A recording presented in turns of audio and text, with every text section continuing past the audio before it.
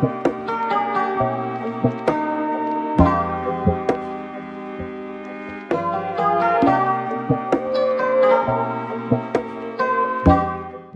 romantic comedy, The Wedding Singer. This is a heartfelt film about two individuals who find each other and, of course, they fall in love.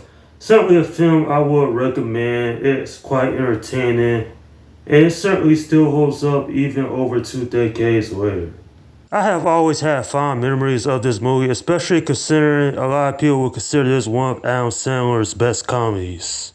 So the story of this one is that Robbie Hart, he's a wedding singer, and he eventually ends up falling in love with a waitress, but they both have partners that are awful people. And well, from there, it's a movie I really did enjoy going back to rewatching, and just seeing the love story develop between Robbie and Julia makes this movie all the more compelling to watch. And this movie actually does a good job at making you care about these two main characters. Certainly, I'll probably rank this as easily top 5 Adam Sandler comedy of all time, back when his movie career actually was real good, and this does pay homage to the past in so many enjoyable ways. At the end of the day, this movie is highly enjoyable in my opinion. And it also shows the message of two completely different people falling in love and just enjoying each other's company. This movie is very wholesome. The chemistry between Adam Sandler and Drew Barrymore is great. I really do like the characters of Robbie Hart and Julia Sullivan. Like at first they start off as friends, but then after Robbie Hart gets his heart broken, being left at the altar, then he grows closer to Julia, and I really did like that aspect of the film. But two characters I downright hated was Glenn and Linda. Like seriously, Glenn, he cheats on Julia. They're both bad people. And particularly the actors that played those characters, they did a good job. The supporting cast, it's very good in this film. Speaking of which, Alan Colford playing Sammy, that was a pretty funny role seeing him, man.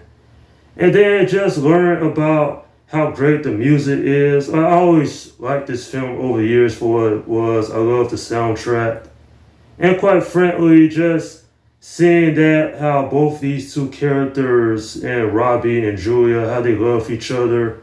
And as a matter of fact, this film doesn't go too over the top with the comedy. Yes, it's funny, but had they went over the top with the comedy aspect, or if this film was too romance, then it wouldn't have worked. Thankfully, both aspects of that film do work out pretty well. This movie's pretty balanced. If anything, I wish the story was a little bit better. It's not bad. I'll probably say it's a decent story. But this is a romantic comedy, so I didn't expect the story to be Oscar worthy. Nonetheless, when it comes down to it, this is a pretty fun movie. I have a great time every once in a while. I check this one out. And this is a film you could just have a thrilling time with. Is it perfect? No. Is it very entertaining? Of course it is. I'm giving this film a 7 out of 10. This film is aged pretty well. The music is still a vibe.